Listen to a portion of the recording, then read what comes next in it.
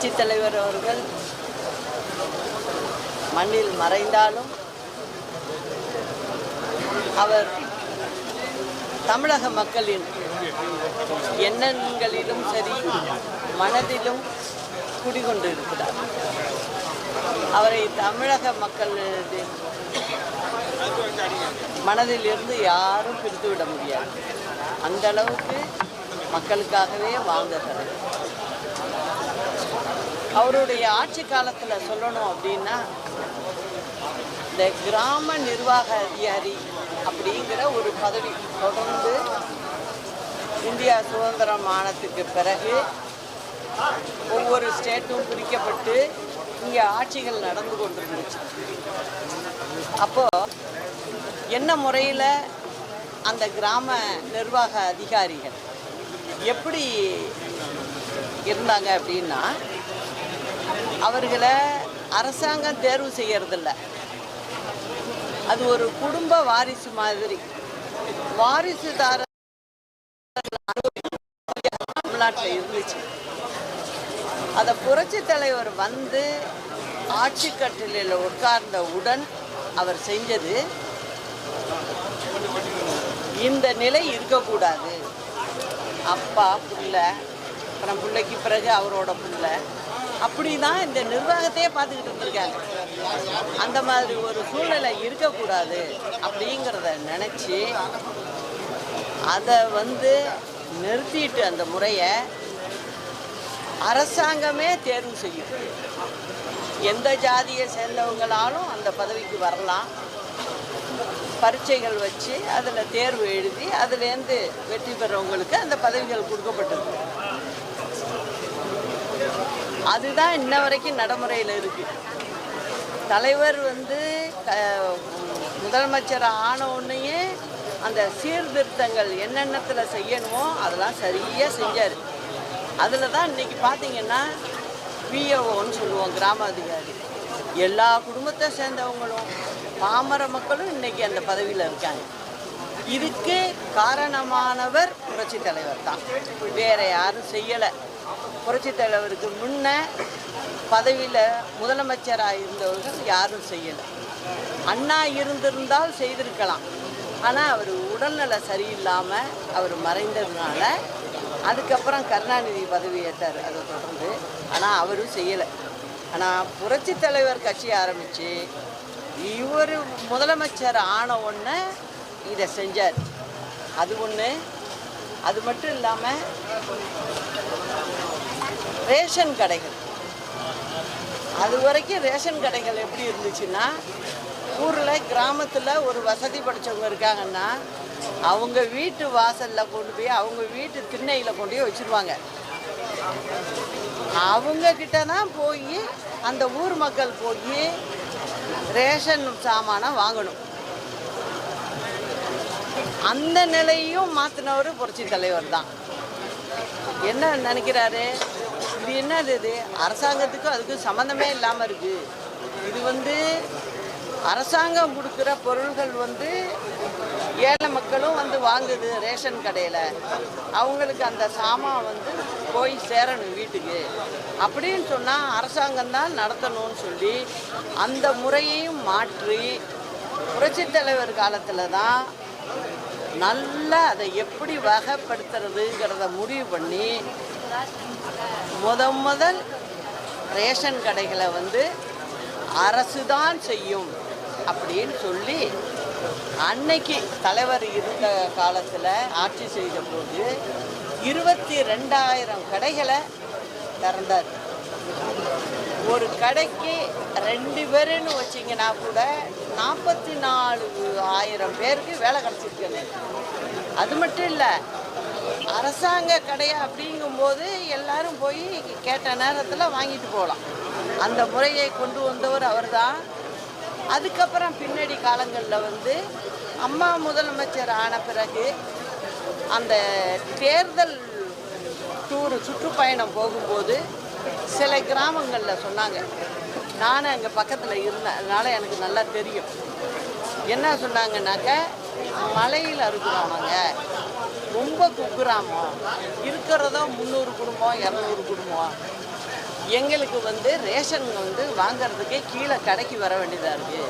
கிட்டத்தட்ட 9 கிலோமீட்டர் மலையிலேருந்து இறங்கி வந்து நாங்கள் கஷ்டப்பட்டு வாங்கணும்.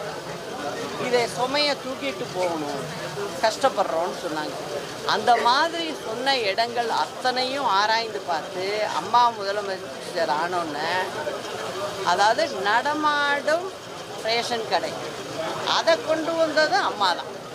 இப்போ எதுக்கு இதை சொல்கிறேன்னா, தலைவர் காலத்துலேயும் சரி, அம்மா காலத்துலேயும் சரி, எப்பெல்லாம் அவங்க ஆட்சியில் இருந்தாங்களோ அப்போ எல்லாம் மக்களுக்கு எது தேவை, எது நல்லது, அவங்கள கஷ்டப்படுத்தாமல் இருக்கிறதுக்கு நம்மளால் முடிஞ்சது என்ன செய்ய முடியும் அப்படிங்கிறதெல்லாம் நினச்சி செஞ்ச தலைவர்கள் அந்த 2 பேருமே.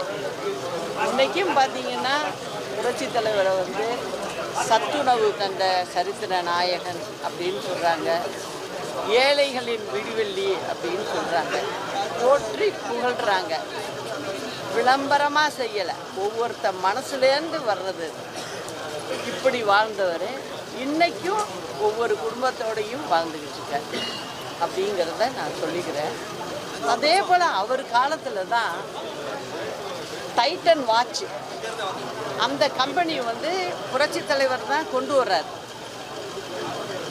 அதில் பார்த்தீங்கன்னா அன்றைய காலகட்டத்தில் ஒரு சிறிய முதலீடு அரசாங்கத்து சார்பில் தலைவர் வந்து பணம் கொடுக்குறாரு. அது டாடா நிறுவனம் வந்து நடத்துது.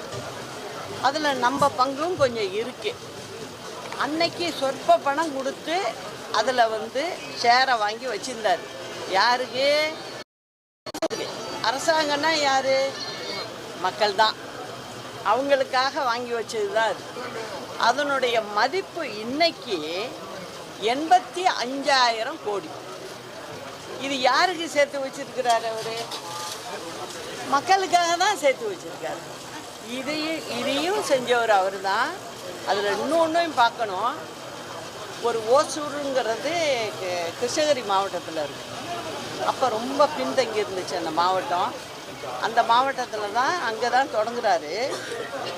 அங்கே தொடங்கும் போது பார்த்தீங்கன்னாக்க அதில் வேலைவாய்ப்பு பெற்றவங்கன்னு பார்த்தீங்கன்னா கிட்டத்தட்ட அந்த ஃபேக்ட்ரியில் வேலை பார்க்குறவங்க 10,000 பேர் இருக்காங்க. அதில் 8,000 பேருக்கு பெண்களே வேலை செய்கிறாங்க இன்றைக்கும். அதே போல் அதுக்கு வேண்டிய துணை வேலை வாய்ப்புகள் அப்படிங்கிறது ஒரு 15,000 பேர் இருக்காங்க. மொத்தத்தில் அந்த தலைவர் உருவாக்குனதில் இன்றைக்கி 25,000 தொழிலாளர்கள் வேலை செய்கிறாங்க.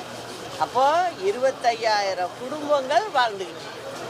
இது எல்லாம் செஞ்சது புரட்சி தலைவர் தான். இப்போ நடக்கிற அரசாங்கத்துக்கு வருவோம். இவங்க என்ன பண்ணுறாங்க? கடை, எதுக்கு எடுத்தாலும் கடை. இவங்க பதவி ஏற்கும்போது 5,18,000 கோடி கடன் இருக்குது. இவங்க பதவி ஏற்ற பிறகு இன்னைக்கு வரைக்கும் பார்த்தீங்கன்னா இது ரெட்டிப்பாயிடுச்சு. இந்த கடன் எவ்வளோதான் இருக்குது? 10 லட்சம் கோடிக்கு போயிட்டு. இது திமுக அரசு செஞ்ச பெரிய சாதனை. பேச்சுக்கு பேச்சு சொல்கிறாங்க, நாங்கள் திராவிட மாடல் ஆட்சி அப்படிங்கிறாங்க. அதை சொல்கிறதுக்கு கொஞ்சம் கூட உரிமை இல்லாதவங்க தான் இந்த திமுக அரசாங்கம். காரணம், கடனை நீங்கள் வந்து சமத்திக்கிட்டே போகிறீங்க, மக்கள் தலையில் வச்சுட்டு போகிறீங்க அப்படிங்கிறத சொல்கிறேன். இப்போ சமீபத்தில் சிஏஜி ரிப்போர்ட் ஒன்று கொடுத்துருக்காங்க. என்ன கொடுத்துருக்காங்க? 10 பொதுத்துறை நிறுவனம் நம்ம தமிழ்நாடு அரசை சேர்ந்தது. அதோடைய சொத்து மதிப்பை விட கடன் 5 மடங்கு வாங்கியிருக்காங்களாம்.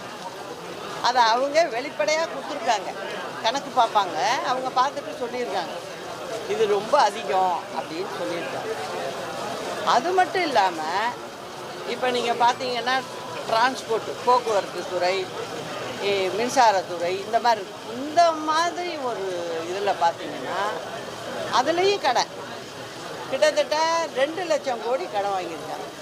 அப்போ மொத்தத்தில் பார்த்தீங்கன்னா திமுக அரசாங்கம் பதவியேற்றதுலேருந்து இன்னைக்கு தமிழ்நாடு அரசுக்கு உள்ள கடன் 12 லட்சம் கோடி. இந்த 12 லட்சம் கோடியை இவங்க வாங்கிட்டு போயிடுவாங்க. திருப்பி வர்ற அரசாங்கம் தான் அதை எப்படி சரி பண்ணுறது, எப்படி திருப்பி கட்டுறது. மாதத்துக்கு 6000 கோடி வட்டி மட்டும் கட்டுறாங்க, ஒரு நாளைக்கு கட்டுறாங்க. இந்த மாதிரி இருக்குது. இந்த திமுக அரசு என்ன சொல்லுது, எது கேட்டாலும் நாங்கள் தான் திராவிட மாடல் ஆட்சி. அது சொல்கிறதுக்கு அவங்களுக்கு தகுதி இல்லை. அதை சொல்லணுன்னா 2 தலைவர்கள் சொல்லலாம். ஒன்று புரட்சி தலைவர், அடுத்தது விட்டிங்கன்னா அம்மாவை சொல்லலாம். அவங்க வந்தால் தான் பெண்களுக்கு பாதுகாப்பு இருந்தது, எல்லாம் பண்ணாங்க. இது தொடர்ந்து வரணும். தமிழ்நாடு ரொம்ப கடன் சுமையில் கீழே இருக்குது. இந்தியாவிலே கடன் சுமையில் அதிகமாக கடன் வாங்கியிருக்கிற மாநிலம்னு பார்த்திங்கன்னா நம்ம தமிழ்நாடு தான். இந்த பெருமையை மட்டும்தான் இந்த அரசாங்கம் செஞ்சுருக்கு. இதுக்கு இந்த அரசாங்கத்துக்கு ஒரு முடிவு கட்டியாகணும். புரட்சி தலைவர் இருந்தப்ப கிட்டத்தட்ட 13 வருஷம் திமுக தலையை தூக்கலை, உடல் அவர். அதுக்கப்புறம் அம்மா ஆட்சிக்கு வந்த பிறகு அம்மாவும் கிட்டத்தட்ட 20 வருஷம் திமுகவை தலை நிமிர வைக்கலை. இப்போ சில தவறுகள் அதிமுகவில் செஞ்சதுனால தான், அரசியல் ரீதியான முடிவுகளில் தப்பாக இருந்ததுனால தான் இந்த முறை இந்த திமுக ஆட்சிக்கு வந்தது. இப்போ அந்த நிலையை மாற்றுறதுக்கு தான் என்னோட முழு முயற்சிகள். மக்கள் எங்கள் கூட இருக்காங்க. நிச்சயமாக இந்த திமுகவை வரும் 26 தேர்தலில் வரவிடாமல் பண்ணி அம்மாவோட ஆட்சியை கொண்டு மக்களுக்கு நல்ல பல திட்டங்களை எங்கள் 2 தலைவர்கள் வகுத்து கொடுத்த வழியில் செய்வோங்கிறத சொல்லிக்கிறேன்.